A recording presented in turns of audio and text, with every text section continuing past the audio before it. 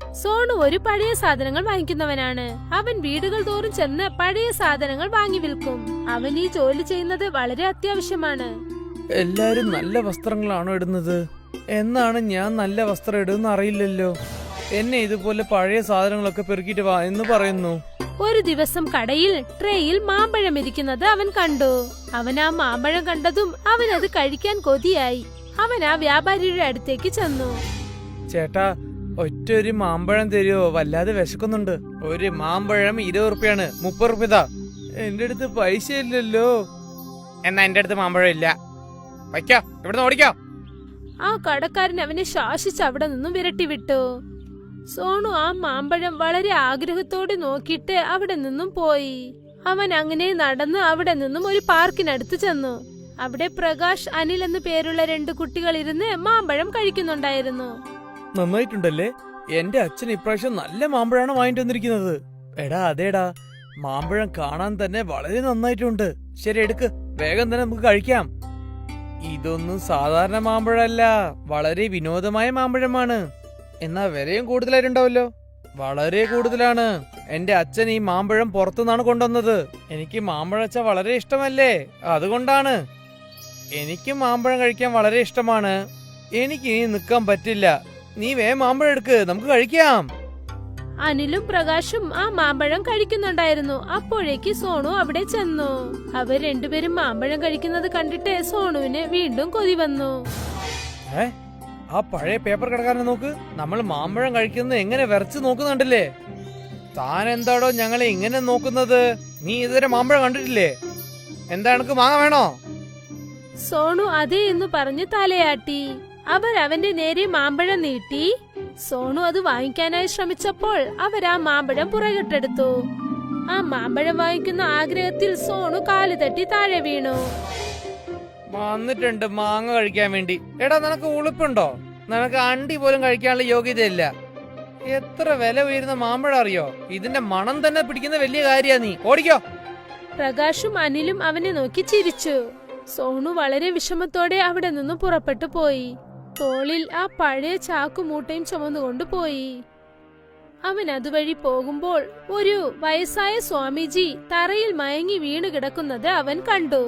അദ്ദേഹത്തെ കണ്ടതും അവൻ ഓടി അദ്ദേഹത്തിനടുത്തേക്ക് ചെന്നു. സ്വാമിജി, എന്തു പറ്റി നിങ്ങൾക്ക്? എന്താ നിങ്ങൾ മയങ്ങി കിടക്കുന്നത്? ഇദ്ദേഹത്തിന് ഞാൻ വെള്ളം കൊടുക്കണമല്ലോ. സോണു അവിടെ നിന്നും ഓടിച്ചെന്ന് തൊട്ടടുത്തുണ്ടായിരുന്ന നദിയിൽ നിന്നും വെള്ളം എടുത്തുകൊണ്ട് വന്നു. ആ വെള്ളം സ്വാമിജിയുടെ മുഖത്തിലേക്ക് തെളിച്ചു. അപ്പോഴാണ് ആ സ്വാമിജി കണ്ണു തുറന്നു നോക്കിയത്. സോണു തന്റെ അടുത്തിരിക്കുന്നത് കണ്ടിട്ട് ആ സ്വാമിജി പറഞ്ഞു, ആരാണ് മോനെ നീ? ഇവിടെ നീ എന്തു ചെയ്യാണ്? ഞാൻ എങ്ങനെയാ ഇവിടെ മയങ്ങി കിടക്കുന്നത്? എനിക്കൊന്നും ഓർമ്മയില്ല മോനെ. സ്വാമിജി, ഈ ഭയങ്കര വെയിൽ കൊണ്ടാണ് നിങ്ങൾ ഇവിടെ മയങ്ങി കിടക്കുന്നത്. ഞാൻ അടുത്തുള്ള നദിയിൽ നിന്ന് വെള്ളം എടുത്തിട്ടാണ് നിങ്ങൾ എടുത്തിട്ടത്. പിന്നെ കുടിക്കാൻ തന്നു. അതിനുശേഷമാണ് നിങ്ങൾ കണ്ണു തുറന്നു നോക്കിയത്. നിനക്ക് വളരെ വളരെ നന്ദിയുണ്ട് മോനെ. നീ എന്നെ ഇത്രയും നോക്കിയല്ലോ. സ്വാമിജി, അതെന്റെ കടമയാണ്. അത് ശരി, നീ എന്താ ഇത്ര ശോകമായിട്ടുള്ളത്? നിന്നെ ആരെങ്കിലും വല്ലത് പറഞ്ഞോ മോനെ? സോണു ആ സ്വാമിജിയോട് നടന്നതൊക്കെ പറഞ്ഞു. പിന്നീട് അവൻ തനിക്ക് മാമ്പഴം വേണമെന്ന ആഗ്രഹം അദ്ദേഹത്തോട് പറഞ്ഞു. സ്വാമിജി സോണു പറഞ്ഞതെല്ലാം കേട്ടിട്ട് അവനെ സമാധാനിപ്പിച്ചിട്ട് അവനോട് പറഞ്ഞു, സോനു, നീ എന്നെ സഹായിച്ചിട്ടുണ്ട്. ഞാൻ നിനക്ക് ഈ കമണ്ടലം തരാം മോനെ. ഇതിലിരുന്നാണ് മാമ്പഴം ചാറ് വരാറ്. നീ എത്ര പ്രാവശ്യം ചായക്കുന്നുണ്ടോ അത്രയും പ്രാവശ്യം മാമ്പഴം ചാറ് വരും. നിനക്ക് എത്ര പ്രാവശ്യം ആയാലും എത്ര വേണമെങ്കിലും നിനക്ക് മാമ്പഴം ചാറ് കുടിക്കാൻ പറ്റും. സ്വാമിജി സോണിന്റെ കയ്യിൽ ആ കമണ്ഡലം കൊടുത്തു. കമണ്ഡലം കിട്ടിയതും സോണുവിന് ഒരുപാട് സന്തോഷമായി. പിന്നെ തന്റെ ആഗ്രഹം തീരുന്നതുവരെ അവൻ മാമ്പഴ ജ്യൂസ് കുടിച്ചു. അവൻ മാത്രം കുടിക്കാതെ തന്നോടൊപ്പമുള്ള പാവപ്പെട്ടവർ എല്ലാവർക്കും അവൻ ആ ജ്യൂസ് നൽകി. അവർക്കെല്ലാവർക്കും സന്തോഷമായി. ഒരു ദിവസം സോണു കമണ്ഡലത്തിൽ നിന്നും മാമ്പഴ ജ്യൂസ് കുടിച്ചുകൊണ്ടിരിക്കുമ്പോൾ അവൻ അത് തന്റെ കൂട്ടുകാർക്കു നൽകി. അപ്പോൾ അനിലും പ്രകാശും അത് കണ്ടു. പ്രകാശ്, ഇവനാ അണ്ടിച്ചക്കനല്ലേ? ഇവനല്ലേ നമ്മൾ കഴിക്കാൻ ആ മാങ്ങ തരാത്തത്? ഇവനല്ലേ എന്ന് നമ്മൾ അടിച്ച് ഓടിപ്പിച്ചത്? അതേ പഴയ സാധനം വെക്കുന്നവനല്ലേ? ആ, അവൻ തന്നെയാണ്. പക്ഷെ ഇവൻ പേപ്പർ പെറുക്കുന്നവനല്ലേ? ഇവന് എങ്ങനെയാണ് ഇത്രയും കോസ്റ്റ്ലി ആയിട്ടുള്ള മാമ്പഴം ജ്യൂസ് കിട്ടിയത്? അതും ഇത്രയും മാമ്പഴം ജ്യൂസ്? അത് ഇവൻ മറ്റുള്ളവർക്കും കൊടുക്കുന്നുണ്ടല്ലോ. ഇത് നമ്മൾ കണ്ടുപിടിച്ചേ പറ്റുള്ളൂ മോനെ. അനിലും പ്രകാശും കള്ളത്തരമായി ഒളിച്ചു നിന്ന് നോക്കി. കമണ്ഡലത്തിന്റെ മാമ്പഴ രഹസ്യം അവർക്ക് മനസ്സിലായി. അങ്ങനെയാണോ? അവന്റെ അടുത്തുള്ള മാമ്പഴ ജ്യൂസിന്റെ രഹസ്യം അതാണോ? ഈ കമണ്ടലം നമുക്കങ്ങ് അടിച്ചു മാറ്റിയാലോ? പിന്നെ ഇവൻ എങ്ങനെയാ മാമ്പഴം ജ്യൂസ് കുടിക്കുന്നത് നമുക്ക് കാണാലോ. അനിലും പ്രകാശും സോണുന്റെ കണ്ണ് തെറ്റിച്ച് ആ കമണ്ഡലം മോഷ്ടിച്ചു. എന്നിട്ട് മലയുടെ മുകളിൽ ചെന്ന് ഒളിച്ചിരുന്നു. അവിടെ ചെന്നതും അവർ രണ്ടുപേർക്കും ഇടയിൽ തർക്കമായി. അതായത് അതിലുള്ള മാമ്പഴ ജ്യൂസ് ആർക്കാണ് സ്വന്തമെന്ന്. താ പ്രകാശ്, ആ കമണ്ടലം താ. അതിലുള്ള മാമ്പഴ ജ്യൂസ് നമുക്ക് കുടിക്കാം. കമണ്ടലം ഞാൻ തരണം. എന്റെ കയ്യിൽ കമണ്ടലം ഉണ്ടെങ്കിൽ അതിലുള്ള ജ്യൂസ് ഞാനാണ് കുടിക്കുക. എന്താ മനസ്സിലായോ? ഇല്ല, കമണ്ടത്തിലുള്ള മാമ്പഴ ജ്യൂസ് ഞാനാണ് കുടിക്കാൻ പോകുന്നത്. എവിടെ നിനക്ക് ധൈര്യം ഉണ്ടെങ്കിൽ എന്റെ അടുത്ത് വാങ്ങി നോക്ക്. മാമ്പഴം ജ്യൂസുള്ള കമണ്ടലം ഇപ്പൊ എന്റെ കയ്യിലാണ് ഉള്ളത്. ഈ കമണ്ടലം കക്കാൻ ഞാനാണ് കഷ്ടപ്പെട്ടത്. അത് മാത്രമല്ലാതെ ഇതിലുള്ള ജ്യൂസൊക്കെ എനിക്കാണ്. ഞാൻ വേണേ ഇത്ര ബാക്കി ഉണ്ടെങ്കിൽ തരാം. പ്രകാശും അനിലും ആ കമണ്ഡലത്തിന് വേണ്ടി വഴക്കുണ്ടാക്കുകയായിരുന്നു. അപ്പോൾ അവരുടെ കയ്യിലുണ്ടായിരുന്ന കമണ്ഡലം വഴുതി താഴേക്ക് വീണു. പിന്നെ മാമ്പഴ ജ്യൂസ് താഴെ എല്ലാം പോയി. എത്ര പ്രാവശ്യമാണോ ആ കമണ്ഡലം മലയിൽ ഇടിപെടുന്നത്, അത്രയും പ്രാവശ്യം അതിൽ നിന്നും മാമ്പഴം ജ്യൂസ് പുറത്തേക്ക് വന്നു. അവിടെ നിന്നും ഒരു മാമ്പഴ ജ്യൂസ് നദി തന്നെ ഉണ്ടായി. ഞാൻ അപ്പോഴേ പറഞ്ഞതല്ലേ കമണ്ടലം എന്റെ അടുത്ത് തരാൻ. ഞാൻ ഇതിൽ നിന്ന് മാമ്പഴ ജ്യൂസ് നന്നായിട്ട് എടുത്തേനെ. എല്ലാം നിന്നെ കൊണ്ടാണ് ഇത് എനിക്ക് എടുക്കാൻ പറ്റാതെ കിട്ടിയത്. പിന്നെ ഇത് എത്ര പ്രാവശ്യം മലയിൽ നിന്ന് ഇടി കിട്ടുന്നുണ്ടോ അത്രയും പ്രാവശ്യം മാമ്പഴം ജ്യൂസ് വന്നുകൊണ്ടിരിക്കും. എന്തൊരു കഷ്ടാണല്ലേ. ഇങ്ങനെ തന്നെ വന്നുകൊണ്ടിരുന്നാൽ മാമ്പഴ ജ്യൂസ് നദി തന്നെ. എനിക്കെങ്ങനെ അറിയും ഇത് ഇതുപോലെ നദി പോലെ ഓടുന്ന അറിയില്ലല്ലോ. ഇതൊരു മായമന്ത്രമാണല്ലോ. കുറച്ചു സമയത്തിനകം ആ ഗ്രാമം മൊത്തം മാമ്പഴ ജ്യൂസ് കൊണ്ട് നിറഞ്ഞു. എല്ലാരും ആ മാമ്പഴ ജ്യൂസിൽ നീതി നടക്കുകയായിരുന്നു. എല്ലാരുടെ വീട്ടിനകത്തും മാമ്പഴ ജ്യൂസ് കൊണ്ട് നിറഞ്ഞു. പിന്നെ സോണു ഈ മാമ്പഴ ജ്യൂസ് വെള്ളത്തിനെ കുറിച്ച് കേട്ടതും തന്നെ അവൻ ഉടൻ തന്നെ ആ കമണ്ഡലത്തിനെ തേടി പോകാൻ തുടങ്ങി. ആ വെള്ളം പോകുന്ന വഴിയിൽ കൂടെ പോയി അവൻ ആ കമണ്ഡലത്തിനടുത്തേക്ക് ചെന്നു. ഈ കമണ്ടത്തിലുള്ള മാമ്പഴം ജ്യൂസ് ഒരു വെള്ളം പോലെ വന്നല്ലോ. ഇത് ഞാൻ എങ്ങനെയെങ്കിലും നിർത്തിയേ പറ്റുള്ളൂ. ഇല്ലെങ്കിൽ ഈ ഗ്രാമം മുഴുവൻ മുഴുങ്ങിപ്പോവും. സോണു ആ കമണ്ഡലം തന്റെ കയ്യിൽ എടുത്തു. എന്നിട്ട് കമണ്ഡലത്തിനോട് പറഞ്ഞു, കമണ്ടലമേ, ഈ മാമ്പഴ ജ്യൂസൊക്കെ നീ തന്നെ തിരിച്ചു എടുത്തോളണം. ഇതുപോലെ നീ മാമ്പഴം ജ്യൂസ് ഇങ്ങനെ തന്നോണ്ടേയിരുന്നാൽ പിന്നെ ഈ ലോകം മുഴുവനും മാമ്പഴം ജ്യൂസുകളിൽ മുഴുങ്ങിപ്പോവും. ഞാൻ നിന്റെ അടുത്ത് അപേക്ഷിക്കുകയാണ്, ഈ മാമ്പഴ ജ്യൂസൊക്കെ നീ തിരിച്ചെടുത്തോളണം. ആ കമണ്ഡലം തന്റെ അകത്തേക്ക് മാമ്പഴ ജ്യൂസ് മൊത്തം വലിച്ചെടുത്തു. പിന്നെ എല്ലാം തന്നെ വീണ്ടും പഴയതുപോലെ ആയി. പിന്നീട് സോണു ആ കമണ്ഡലം എടുത്തുകൊണ്ട് അതേ സ്വാമിജിയെ കാണാൻ ചെന്നു. സ്വാമിജി, ഇനി ഈ കമണ്ടലം ആവശ്യമില്ല എന്ന് തോന്നുന്നു. ഈ കമണ്ടലം കൊണ്ടാണ് മാമ്പഴം ജ്യൂസിന്റെ നദി തന്നെ ഓടിയത്. ഞാൻ ചോദിച്ചത് കുറച്ച് മാമ്പഴം ജ്യൂസേ ഉള്ളൂ. ഈ കമണ്ടലം മാമ്പഴം ജ്യൂസ് കൊണ്ട് ഇനി ഒരു പ്രശ്നവും വരാൻ പാടില്ല. ശരി, നിനക്ക് എന്താണ് വേണ്ടത് അത് പറയൂ. സ്വാമിജി, ഞാൻ ഈ കമണ്ടലം നിങ്ങളെടുത്ത് തിരിച്ചു തരാൻ വന്നതാണ്. നിങ്ങൾ ഈ കമണ്ടലം തിരിച്ചു വാങ്ങിക്കൊള്ളണം. ഇതുകൊണ്ട് തിരിച്ച് നമുക്ക് ഒരു പ്രശ്നം വരാൻ പാടില്ല. ശരി മോനെ, ഞാൻ തിരിച്ചു നിന്റെ അടുത്തുനിന്ന് ഈ കമണ്ടലം വാങ്ങിച്ചോളാം. പക്ഷേ നിനക്ക് വീണ്ടും മാമ്പഴം ജ്യൂസ് കുടിക്കണമെന്ന് ആഗ്രഹം വന്നാൽ നീ ധാരാളമായിട്ട് എന്റെ അടുത്ത് വരാം. ഞാൻ ഈ കമണ്ടലം കൊണ്ട് നിനക്ക് ധാരാളമായിട്ട് മാമ്പഴം ജ്യൂസ് തരാം, അണ്ടിയില്ലാതെ. ശരി സ്വാമിജി. പിന്നെയും എനിക്ക് മാമ്പഴം ജ്യൂസ് കുടിക്കാൻ ആഗ്രഹം വന്നെങ്കിൽ തീർച്ചയായും ഞാൻ നിങ്ങളെടുത്ത് വരാം. പക്ഷേ ഈ കമണ്ടലം മൂലമായിട്ട് ഞാൻ മാമ്പഴം ജ്യൂസ് ചോദിക്കില്ല. കാരണം അമൃതം കൂടിയാലും വിഷമല്ലേ. കാരണം ഏതിലും നമ്മൾ ആഗ്രഹിച്ചാലും അത് നമുക്ക് പ്രശ്നത്തിലുണ്ടാക്കുമെന്ന് ഞാൻ പഠിച്ചിട്ടുണ്ട്. എന്തുണ്ടോ അത് വെച്ചിട്ട് നമ്മൾ നന്നായിട്ട് ജീവിച്ചോളണം. നിനക്ക് മനസ്സിലായാൽ മതി മോനെ. അത്യാഗ്രഹം വളരെ മോശമായ സാധനമാണ്. അത്യാഗ്രഹം കൊണ്ടാണ് രമേശും അനിലും ഈ കമണ്ടലം മോഷ്ടിച്ചത്. അത് ഒരു വലിയ പ്രശ്നത്തിലാണ് കൊണ്ടുപോയത്. സോണു സ്വാമിജിയെ വണങ്ങിയിട്ട് ആ സ്ഥലത്തു നിന്നും തിരിച്ചുപോയി. പിന്നെ വീണ്ടും പഴയതുപോലെ പഴയ സാധനങ്ങൾ വാങ്ങിക്കുന്ന ജോലി അവൻ തുടങ്ങി. ഇപ്പോൾ അവൻ എന്തെങ്കിലും കഴിക്കണമെന്ന് തോന്നിയാൽ അപ്പോൾ അവൻ ആ സ്വാമിജിയെ കാണാനായി അവിടേക്ക് പോകും. അദ്ദേഹവും തന്റെ മാന്ത്രിക ശക്തി കൊണ്ട് അവൻ ചോദിക്കുന്നതെല്ലാം തന്നെ നൽകും.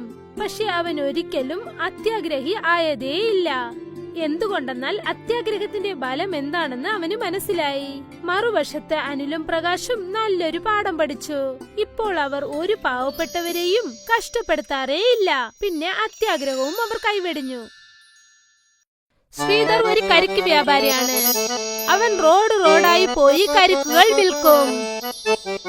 ഇളനീ വാങ്ങിക്കുന്നോ? ഇളനീ. കരിക്ക് വിറ്റ് കിട്ടുന്ന കാശ് അവൻ 2 പങ്കായി പിരിച്ചു വെക്കും. പിന്നീട് അവൻ വീട്ടിലേക്ക് പോയത് തന്നെ കയ്യിലുണ്ടായിരുന്ന കാശ് മൊത്തം ഭാര്യയുടെ കയ്യിൽ അവൻ നൽകി. ഇത് വീട്ടു ചെലവിനും പിന്നെ ഇത് കാർത്തികിന്റെ പഠിപ്പ് ചെലവിനും വേണ്ടി. നല്ല കാര്യം ചേട്ടാ, ഞാൻ ഈ കോളേജിന് ആവശ്യമായ കാശ് തനിയെ എടുത്തു വെക്കാം. ശരി. മീന ആ കാശ് കൊണ്ടുപോയി ഉണ്ടിയലിലിട്ട് ചേർത്ത് വെക്കും. ശരി, നിങ്ങളുടെ ആരോഗ്യസ്ഥിതി ഇപ്പോൾ എങ്ങനെയുണ്ട്? ഇന്നലെ രാത്രി തീരെ സുഖമില്ലായിരുന്നല്ലോ. വയറുവേനൊക്കെ കാണാണ്ടായിപ്പോയി. ഇത് കണ്ടില്ലേ ഞാൻ കാണാൻ എത്ര സുഖമായിട്ടുണ്ടെന്ന്. വളരെ നല്ല കാര്യം. അടുത്ത മാസം ശിവയുടെ കോളേജ് അഡ്മിഷൻ തീരുന്നു തോന്നുന്നു. അതിന്റെ ഉള്ളില് ഞാൻ അതിനുവേണ്ടി കാശ് ഉണ്ടാക്കാനുണ്ട്. നിങ്ങൾ വിഷമിക്കേണ്ട, എല്ലാം ശരിയാകും. പക്ഷെ നിങ്ങൾ നിങ്ങളുടെ ശരീരം ശ്രദ്ധിച്ചോളൂ. കുറച്ചു ദിവസമായി നിങ്ങൾക്ക് തീരെ സുഖമില്ല. നീ ഉണ്ടല്ലേ മീര, എനിക്കെന്താ അത്രയും വയസ്സായെന്നോന്ന് തോന്നുന്നു. അപ്പപ്പ കുറച്ച് സുഖമില്ലാണ്ടായിരിക്കും. അത് ശരിയാണ്. പക്ഷെ വയസ്സാകും തോറും നമ്മൾ നമ്മളുടെ ആരോഗ്യസ്ഥിതിയും ശ്രദ്ധിക്കണമല്ലോ. എന്താ ശരിയല്ലേ? എന്നെ നോക്കാൻ വേണ്ടി നീയല്ലേ ഉണ്ട്. ഇങ്ങനെ സംസാരിക്കാൻ നിങ്ങളെ കൊണ്ടേ പറ്റൂ. അപ്പോഴാണ് കാർത്തിക് വീട്ടിനകത്തേക്ക് വന്നത്.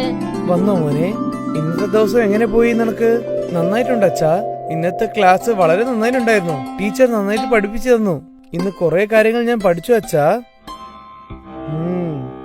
ഇന്ന് നീ മനസ്സോട് പഠിക്കാൻ തുടങ്ങിയാൽ നീ ജീവിതം മുഴുവനും കുറെ കാര്യങ്ങൾ പഠിക്കും. തീർച്ചയായും അച്ഛാ. നിങ്ങൾ അവന്റെ പഠിത്തത്തിന് വേണ്ടി കാശ് ചേർത്ത് വെച്ചിട്ടുണ്ടല്ലോ, അതുകൊണ്ട് അവൻ തീർച്ചയായും നന്നായി പഠിക്കും. എല്ലാ കാര്യത്തിലും ദൈവം നമ്മുടെ കൂടെ ഉണ്ടാവും. മീനയും ശ്രീധറും തങ്ങളുടെ മകനെ നല്ല അഡ്വൈസ് ചെയ്തു. നീ നന്നായിട്ട് പഠിച്ചാൽ നിന്റെ ഭാവി വളരെ നന്നായിരിക്കുമെന്ന് പറഞ്ഞു മനസ്സിലാക്കി കൊടുത്തു. പക്ഷെ അവർ തീരെ പ്രതീക്ഷിച്ചില്ല അവരുടെ ഈ സന്തോഷമായ ജീവിതത്തിൽ ഒരു വലിയ പ്രശ്നം വരാൻ പോകുന്നുവെന്ന്. രാത്രി എല്ലാരും ഉറങ്ങിക്കൊണ്ടിരുന്നപ്പോൾ പെട്ടെന്ന് ശ്രീധർ ഒരുപാട് ചുമയ്ക്കാൻ തുടങ്ങി.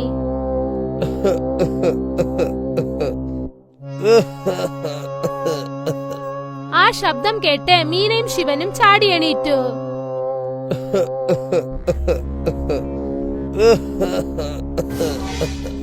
ശ്രീധർ എങ്ങനെയാണ് ചുമച്ചതെന്ന് വെച്ചാൽ അദ്ദേഹത്തെ കൊണ്ട് ശ്വാസം പോലും വിടാൻ പറ്റിയില്ല. അമ്മേ, നമ്മുടെ അച്ഛനെ വേഗം ഹോസ്പിറ്റലിലേക്ക് കൊണ്ടുപോകണം അമ്മേ. ശരിയാണ് മോനെ. ശിവ ഓട്ടോ വിളിച്ചുകൊണ്ട് വന്നു. മീനയും ശിവനും കൂടി ശ്രീധറിനെ ഹോസ്പിറ്റലിലേക്ക് കൊണ്ടുപോയി. അവിടെ ഡോക്ടർ ശ്രീധറിനെ ചികിത്സിച്ചു. എന്നിട്ട് അവൻ ഒരു ഇഞ്ചക്ഷൻ നൽകി. ഇഞ്ചക്ഷൻ ഇട്ട് കുറച്ചു സമയത്തിനകം തന്നെ ശ്രീധർ ഉറങ്ങിപ്പോയി. ഞങ്ങളുടെ അച്ഛൻ എന്ത് പറ്റി? ഇപ്പൊ എന്നെ കൊണ്ട് ഒന്നും പറയാൻ പറ്റില്ല. കുറച്ച് ടെസ്റ്റുകൾ എടുക്കാനുണ്ട്. നാളെ രാവിലെ റിസൾട്ട് വന്നതിന് ശേഷമേ ഞങ്ങൾക്ക് എന്താണെന്ന് പറയാൻ പറ്റുള്ളൂ. ശരി. ശിവയും മീനയും ശ്രീധറിന് ഒന്നും സംഭവിച്ചില്ല എന്ന് വിചാരിച്ച് സന്തോഷിച്ചു. അദ്ദേഹം എങ്ങനെയോ രക്ഷപ്പെട്ടു. പിന്നീട് അദ്ദേഹം ശാന്തമായി ഉറങ്ങിക്കൊണ്ടിരുന്നു. പിന്നീട് ഡോക്ടർ ശ്രീധറിന് ഒരുപാട് ടെസ്റ്റുകളൊക്കെ നടത്തി നോക്കി. അദ്ദേഹത്തിന്റെ തൊണ്ടയിൽ ടോർച്ച് ലൈറ്റ് അടിച്ചു നോക്കി. പിന്നീട് ഡോക്ടർ ശിവയെയും മീനയും തന്റെ ക്യാബിനിലേക്ക് വരാൻ പറഞ്ഞു. നിങ്ങളുടെ ഭർത്താവിന് ത്രോട്ട് ക്യാൻസർ ആണ്. പക്ഷെ എങ്ങനെ? അദ്ദേഹം പാൻ, സിഗരറ്റ്, ബീഡി ഒന്നും ഉപയോഗിക്കില്ലല്ലോ. അതാണെന്ന് എനിക്ക് മനസ്സിലാവാത്തത്. പക്ഷെ ഇത് ഉറപ്പാണ്, അദ്ദേഹത്തിന് ത്രോട്ട് ക്യാൻസർ ആണ്. ഇപ്പൊ ഞങ്ങൾ എന്താണ് ചെയ്യേണ്ടത് ഡോക്ടർ? എത്ര വേഗം പറ്റുമോ നിങ്ങൾ അത്ര വേഗം ഗുളികയൊക്കെ കൊടുക്കാൻ തുടങ്ങണം. കുറച്ചു ദിവസം അദ്ദേഹം വീട്ടിൽ റെസ്റ്റ് എടുത്താൽ അദ്ദേഹത്തിന് നന്നായിട്ട് ഇമ്പ്രൂവ്മെന്റ് ഉണ്ടാവും. ശരി, ഇന്ന് എന്റെ അച്ഛനെ കൊണ്ടുപോകാൻ പറ്റുമോ ഡോക്ടർ? തീർച്ചയായും. ഇന്ന് ഞങ്ങളുടെ എല്ലാ ട്രീറ്റ്മെന്റും കഴിഞ്ഞു. ശരി. ശിവയും മീനയും ശ്രീധറിനെ വീട്ടിലേക്ക് കൊണ്ടുവന്നു. ശ്രീധർ ഇക്കാര്യം വിചാരിച്ച് വിഷമിച്ചുകൊണ്ടേയിരുന്നു. മരുന്നിനുള്ള ചെലവ് എവിടെ നിന്ന് കിട്ടുമെന്ന്. അച്ഛാ, കുറച്ചു ദിവസം ഇളനീരൊക്കെ ഞാൻ വിറ്റോളാം അച്ഛാ. പക്ഷേ നിന്റെ പഠിപ്പ് മോനെ. അച്ഛനൊന്നും പേടിക്കണ്ട. ഞാൻ എന്റെ പഠിപ്പും ഈ ജോലിയും രണ്ടും നോക്കിക്കോളാം. ഇതും ശരിയായിരിക്കും ചേട്ടാ. ശരി. അടുത്ത ദിവസം രാവിലെ ശിവ റോട്ടിൽ കൂടി കരിക്ക് വിൽക്കുന്ന വണ്ടി തള്ളിക്കൊണ്ടുപോയി. ഇളനീ വേണോ? ഇളനീ വേണോ? കുറച്ചുപേർ ശിവയുടെ കയ്യിൽ നിന്നും കരിക്ക് വാങ്ങിച്ചു കുടിച്ചു. ശിവ ആ കരിക്ക് വണ്ടി തള്ളിക്കൊണ്ട് ഒരു 5 സ്റ്റാർ ഹോട്ടലിന് അടുത്തേക്ക് പോയി. ഇളനീ വേണോ? ഇളനീ വേണോ? ഹോട്ടലിൽ നിന്നും ഒരു വെയിറ്റർ പുറത്തേക്ക് വന്നു. ചേട്ടാ, ഒരു 10 ഇളനീ വേണം. അതൊന്ന് ഓപ്പൺ ചെയ്ത് തരൂ. ശരി. ശിവ ആ വെയിറ്ററിന്റെ കയ്യിൽ 10 നല്ല കരിക്കുകൾ കൊടുത്തയച്ചു. അതിന് കാശും അവൻ വാങ്ങി. ശിവ 10 കരിക്കുകൾ ഒന്നിച്ചു വിറ്റതിനെ കുറിച്ച് ആലോചിച്ച് ഒരുപാട് സന്തോഷിച്ചു. അടുത്ത ദിവസവും ശിവ കരിക്ക് വിൽക്കാനായി ആ ഹോട്ടലിന്റെ അടുത്തുകൂടെ ചെല്ലുകയായിരുന്നു. അവൻ വരുന്ന ശബ്ദം കേട്ടതും വെയിറ്റർ അവിടേക്ക് വന്നു. ഇന്നൊരു 20 ഇളനീ വേണം ചേട്ടാ. അങ്ങനെ തന്നെ ആകട്ടെ. ശിവ 2 ചാക്കുകളിലായി 20 കരിക്കുകൾ പാക്ക് ചെയ്ത് അദ്ദേഹത്തിന്റെ കയ്യിൽ നൽകി. പിന്നീട് അതിന്റെ കാശും അവൻ വാങ്ങി. ഇങ്ങനെ ദിവസങ്ങൾ കടന്നു പോയിക്കൊണ്ടേയിരുന്നു. പിന്നീട് ഒരു ദിവസം ശിവ വെയിറ്ററിനോട് എന്ത് ചോദിച്ചെന്നാൽ, ചേട്ടാ, ഈ മുഴുവൻ ഇളനീ വാങ്ങിയിട്ട് നിങ്ങൾ എന്താ ചെയ്യാൻ പോകുന്നത്? കോക്കോനട്ട് ഷേക്ക് ചെയ്ത് ഞങ്ങൾ വിൽക്കുകയാണ്. ഇവിടെയുള്ള കസ്റ്റമറിന് കോക്കോനട്ട് ഷേക്ക് ഭയങ്കര ഡിമാൻഡാണ്. അത് നന്നായിട്ടുണ്ടല്ലോ. വൈകുന്നേരമായതും ശിവ വീട്ടിലേക്ക് വന്നു. പിന്നീട് അവൻ തന്റെ കൂട്ടുകാരന്റെ വീട്ടിലേക്ക് പോയി. അവന്റെ കൂട്ടുകാരന്റെ കയ്യിൽ മൊബൈൽ ഫോൺ ഉണ്ട്. സുഹൃത്തെ, നിന്നെ കൊണ്ട് എനിക്കൊരു സഹായം ചെയ്യാൻ പറ്റുമോ? പറയൂടാ. ഈ കോക്കോനട്ട് ഷേക്ക് എങ്ങനെയാ ചെയ്യേണ്ടെന്ന് യൂട്യൂബിൽ ഒന്ന് കാണിച്ചു തരുമോ? ശരി. അവന്റെ ഫ്രണ്ട് കോക്കനട്ട് ഷേക്ക് ചെയ്യുന്ന ഒരു വീഡിയോ കാണിച്ചു കൊടുത്തു. ശിവ ആ വീഡിയോ നോക്കി. അത് കണ്ടപ്പോൾ ശിവയ്ക്ക് കോക്കനട്ട് ഷേക്ക് എങ്ങനെ ഉണ്ടാക്കണമെന്ന് നല്ല രീതിയിൽ മനസ്സിലായി. പിന്നീട് അവൻ തന്റെ കൂട്ടുകാരന് നന്ദി പറഞ്ഞിട്ട് അവന്റെ വീട്ടിലേക്ക് തിരിച്ചു വന്നു. അച്ഛാ, ഞാൻ ഇളനീർ ചെയ്യുന്നതിനേക്കാളും ഇളനീർ ഷേക്ക് ബിസിനസ് ചെയ്യാൻ പോവുകയാണ് അച്ഛാ. അങ്ങനെ വെച്ചാൽ ശിവ അവന്റെ അച്ഛനോട് പറഞ്ഞു കോക്കനട്ട് ഷേക്ക് എങ്ങനെ ചെയ്യണമെന്ന്. അച്ഛാ, ഇത് വളരെ എളുപ്പമുള്ള ജോലിയാണ്. പിന്നെ ഈ ജ്യൂസിന് നല്ല ഡിമാൻഡ് ഉണ്ട് അച്ഛാ. ഒരു ഇളനീരിന് നമ്മൾ 30 റുപ്യ വിൽക്കുന്നു. അതേ ഒരു കോക്കനട്ട് ഷേക്കിന് 100 റുപ്യാണ് വിൽക്കുന്നത്. എന്ത്, നിന്നെ കൊണ്ട് ഇത് ചെയ്യാൻ പറ്റുമോ? നമുക്കൊന്ന് ശ്രമിച്ചു നോക്കാലോ. ശരി മോനെ, ഞാൻ രാവിലെ കോളേജിൽ പോയിക്കോളാം. വൈകുന്നേരം വന്നിട്ട് കോക്കനട്ട് ഷേക്ക് ഉണ്ടാക്കാം. അതിൽ തീർച്ചയായിട്ടും കുറച്ച് കാശും ഉണ്ടാക്കാം. ശരി മോനെ. കുറച്ചു ദിവസങ്ങൾക്ക് ശേഷം ശ്രീധരന്റെ അസുഖം കുറച്ചു ഭേദമായി. അദ്ദേഹം കരിക്ക് വിൽക്കാനായി പുറത്തേക്ക് പോയി. പിന്നെ ശിവ കോളേജിലേക്കും പോയി. വൈകുന്നേരം ശിവ കോളേജിൽ നിന്ന് വന്നതിന് ശേഷം അവൻ അവന്റെ കോക്കനട്ട് ഷേക്ക് ബിസിനസ് തുടങ്ങി. ചേട്ടാ, നിങ്ങൾ വിൽക്കുന്നത് എന്താണ്? Coconut shake. അങ്ങനെ വെച്ചാ എന്താ ചേട്ടാ? ഇളനീര വെള്ളം കൊണ്ട് ഉണ്ടാക്കുന്ന ഷേക്കാണ്. Healthy and tasty. ശരി, എന്നാ എനിക്കൊന്നും വേണം. ശിവ അദ്ദേഹത്തിന് ഒരു കോക്കനട്ട് ഷേക്ക് റെഡി ചെയ്തു കൊടുത്തു. നന്നായിട്ടുണ്ട്. ആ ആദ്യത്തെ കസ്റ്റമറിന് ശേഷം ശിവയുടെ കടയിലേക്ക് ഒരു കസ്റ്റമറെ വന്നുള്ളൂ. ഇത്ര നേരം ആയിട്ട് വെറും ഒരു കോക്കനട്ട് ഷേക്ക് മാത്രമേ വിറ്റുള്ളൂ. ഞാൻ ഇതിനു മേലെ എന്തെങ്കിലും ചെയ്തേ പറ്റുള്ളൂ. ശിവ വളരെ സങ്കടത്തോടെ വീട്ടിലേക്ക് തിരിച്ചുപോയി. ഇനി എന്തു ചെയ്യാനെന്ന് അവൻ ആലോചിച്ചുകൊണ്ടേയിരുന്നു. അച്ഛാ, നമ്മൾ വേറെ എന്തെങ്കിലും ചെയ്തേ പറ്റുള്ളൂ. അത് എന്താണ് മോനെ? അതിവിടെ നാട്ടുകാരെ കവർ ചെയ്യുന്ന പോലെ ഉണ്ടാവണം. നീ ലെമൺ ജ്യൂസ് ഇടുന്നവരെ നീ കണ്ടിട്ടുണ്ടോ? അവരിടുന്ന ഗ്ലാസ്സിലിടുമ്പോ തന്നെ ഒരു തനി സ്റ്റൈലിലാണ് അവരിടുന്നത്. അത് വെച്ചിട്ട് തന്നെ അവര് കാശും കാണുന്നുണ്ട്. എന്നാലേ ജനങ്ങളുടെ നോട്ടം നിന്റെ അടുത്തുണ്ടാവുള്ളൂ. ആ, നീ അതുമാതിരി ഒന്ന് ശ്രമിച്ചു നോക്കൂ മോനെ. പിന്നീട് ശിവ ആലോചിക്കാൻ തുടങ്ങി ആ കോക്കനട്ട് ഷേക്ക് ബിസിനസ് ഫേമസ് ആവാൻ എന്ത് ചെയ്യണമെന്ന്. പിന്നീട് അവസാനം അവനൊരു നല്ല ഐഡിയ കിട്ടി. അടുത്ത ദിവസം രാവിലെ ശിവ തന്റെ കോക്കനട്ട് ഷേക്ക് കട തുടങ്ങിയതിനു ശേഷം അവൻ ജനങ്ങളെ ആകർഷിക്കാൻ വേണ്ടി കരിക്ക് മുകളിലിട്ട് പിടിച്ചു. പിന്നീട് ആ കരിക്കിൽ കോക്കനട്ട് ഷേക്ക് ചെയ്യാൻ വേണ്ടി ദൂരെ നിന്നും ക്രീം അതിനുള്ളിലേക്ക് ഒഴിച്ചു. ക്രീമിനെ വെച്ച് ഒരുപാട് മാജിക്കുകൾ ചെയ്തു. ഇത് കാണാൻ ജനങ്ങൾക്കൊക്കെ വളരെ ആകാംക്ഷയായിരുന്നു. എനിക്കൊരു കോക്കനട്ട് ഷേക്ക്, എനിക്കൊരു കോക്കനട്ട്, എനിക്കും വേണം. അവന്റെ ഈ മാജിക്കുകളൊക്കെ കാണാൻ വേണ്ടി തന്നെ ആൾക്കാരൊക്കെ അവിടെ വന്ന് മിൽക്ക് ഷേക്ക് വാങ്ങിക്കാൻ തുടങ്ങി. 2 മണിക്കൂറിനകം തന്നെ ശിവയുടെ ഷേക്കുകളെല്ലാം വിറ്റുതീർന്നു. പിന്നെ അവന് ഒരുപാട് വരുമാനവും കിട്ടി. അവൻ സന്തോഷത്തോടെ വീട്ടിലേക്ക് വന്നു. എന്നിട്ട് അവിടെ വന്ന് അച്ഛനമ്മയോട് ആ സന്തോഷമായ കാര്യം പറഞ്ഞു. ഇതേപോലെ ചെയ്തു കഴിഞ്ഞാൽ പിന്നെ അച്ഛൻ ജോലിക്ക് പോകേണ്ട ആവശ്യമേ ഉണ്ടാവില്ല. എല്ലാ കാര്യം ഞാൻ നോക്കിക്കോളാം. അച്ഛന്റെ സൂക്കേടും വേഗം ശരിയാവും അച്ഛാ. ദൈവം നിന്നെ എല്ലാ രീതിയിലും സഹായിക്കട്ടെ മോനെ. പെട്ടെന്ന് തന്നെ ശിവ ആ ബിസിനസ്സിൽ ഫേമസ് ആയി. ശിവയുടെ ആ സ്പെഷ്യൽ മിൽക്ക് ഷേക്ക് കഴിക്കാനായി ഒരുപാട് ആൾക്കാരുകൾ ദൂരെ നിന്നും അവിടേക്ക് വന്നു. ഇപ്പോൾ ശിവയുടെ കുടുംബത്തിൽ പണത്തിന് യാതൊരു കുറവും തന്നെ ഇല്ല. ശ്രീധരന്റെ ട്രീറ്റ്മെന്റും നല്ല രീതിയിൽ കഴിഞ്ഞു. വീട്ടിലെല്ലാരും ഇപ്പോൾ സന്തോഷത്തോടെയാണുള്ളത്. ശിവ ഇപ്പോൾ കോളേജിലേക്കും പോയിക്കൊണ്ടിരുന്നു. ഇതെല്ലാം തന്നെ ആ സ്പെഷ്യൽ കോക്കനട്ട് ഷേക്ക് കൊണ്ടാണ് സംഭവിച്ചത്. ഒരു ചെറിയ ഐഡിയ ശിവയുടെ കുടുംബത്തിന്റെ ജീവിതം തന്നെ മാറ്റിമറിച്ചു. ആനന്ദ്പൂർ ഗ്രാമത്തിൽ ലാലയുടെ മുന്തിരി കൃഷിയുണ്ടായിരുന്നു. അദ്ദേഹത്തിന്റെ വേലക്കാരൻ ബൽദേവ് അത് നന്നായി നോക്കിക്കൊണ്ടിരുന്നു. ലാല ഇടയ്ക്കിടയ്ക്ക് ആ തോട്ടം കാണാനായി വരും. ഹാ ബലദേവ്, എല്ലാം എങ്ങനെ പോകുന്നു? എല്ലാം നന്നായി പോകുന്നു ലാലാജി. ഞാൻ ഇന്നലെ വിളകൾക്കെല്ലാം കീടനാശിനി തളിച്ചിട്ടുണ്ട്. ഞാൻ പുതിയ വിത്തുകളൊക്കെ തന്നില്ലേ, അതെങ്ങനെയുണ്ട്? നല്ലതാണ്. ഇവിടേക്ക് നോക്കൂ. ആ വിത്തിട്ടപ്പോൾ വലിയ വലിയ മുന്തിരിയൊക്കെ ഉണ്ടായി. ആ നല്ല കാര്യം. വലിയ മുന്തിരിക്ക് ഒരുപാട് പണം കിട്ടും. ശരിയങ്ങുന്നേ. ലാല ബൽദേവിനെ ശമ്പളത്തിനാണ് വെച്ചത്. ബൽദേവ് ഒരു നല്ല കർഷകൻ. പക്ഷെ അവന് സ്വന്തമായി കൃഷിയിടമില്ല.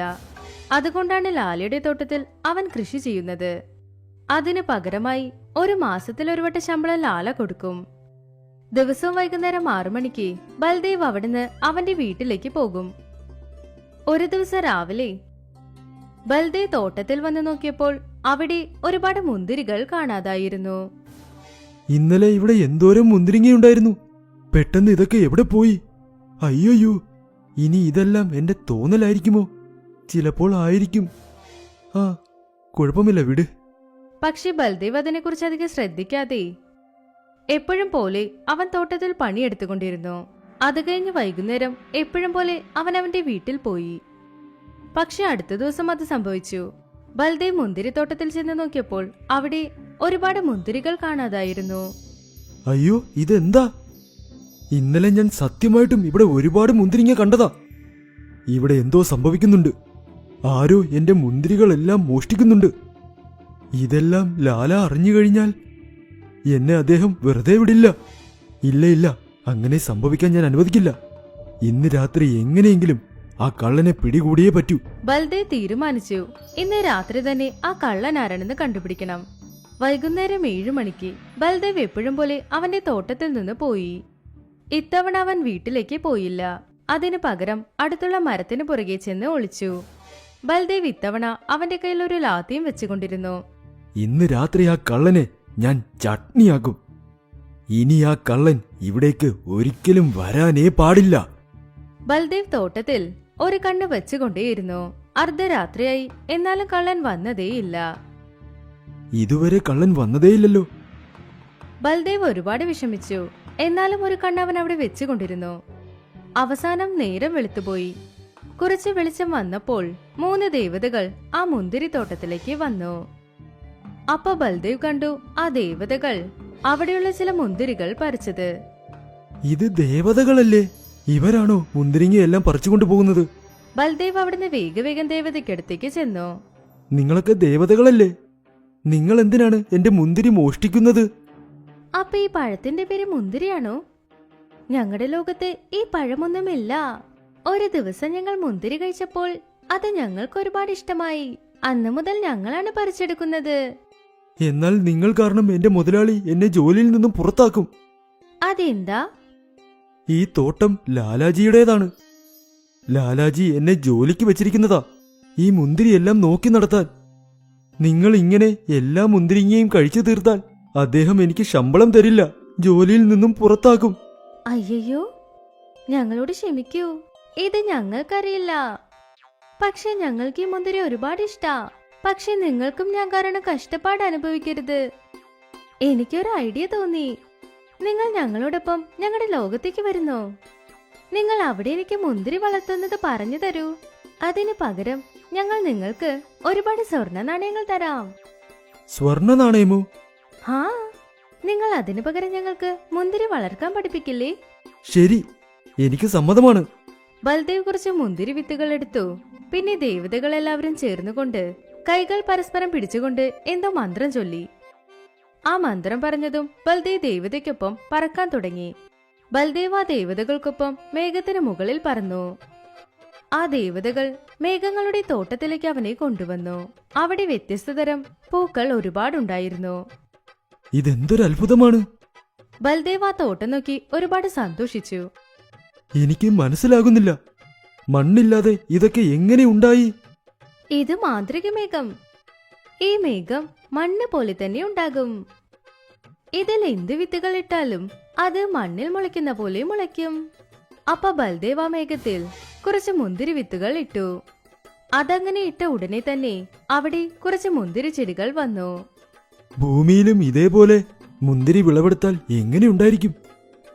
മുന്തിരി വള്ളിക്ക് നമ്മൾ ദിവസവും വെള്ളമൊഴിക്കണം. അതുമല്ലാതെ കീടങ്ങളൊന്നും വരാതെ അതിനെ നന്നായി സംരക്ഷിക്കണം. ഒരു ദേവത മന്ത്രം പറഞ്ഞതും ആ ചെടിക്ക് അടുത്ത് തന്നെ ഒരു മേഘം വന്നു. ഇപ്പൊ ഈ മേഘം ദിവസം ചെടികൾക്ക് വെള്ളമൊഴിക്കും. ഭൂമിയിലെ ചെടികളിൽ പുഴുക്കളൊക്കെ വരില്ലേ? പക്ഷെ ഇവിടെ വരില്ല, ഇവിടെ മണ്ണില്ലല്ലോ. ഹാ, ഞാനത് മറന്നുപോയി. ഇപ്പൊ ഞങ്ങൾ എന്ത് ചെയ്യണം? ഒന്നുമില്ല. സമയാസമയം ഇതിനെ വെള്ളമൊഴിച്ചാൽ ഈ ചെടി തന്നെ തന്നെ വളർന്നോളും. ബൽദേവ് ഇത് പറഞ്ഞുകൊണ്ടിരുന്നു. അപ്പോ അടുത്തുള്ള ഒരു മരത്തിൽ ഒരു കൂട്ടം മുന്തിരി വന്നു.